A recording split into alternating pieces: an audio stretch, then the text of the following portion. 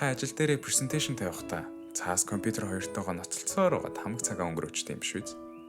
Тэгвэл үүнийг шийдэх хамгийн орчин үеийн шийдэл бол смарт дэлгэц юм.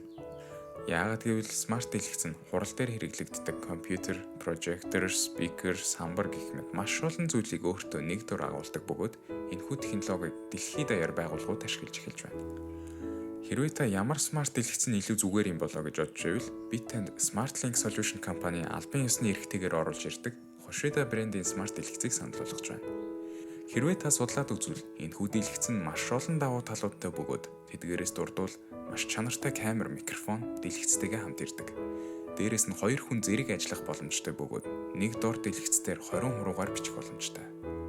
Түүнчлэн та ноутбук эсвэл гар утсаа тухайн дэлгэцтэй ямар ч утасгүйгээр шууд холбох боломжтой.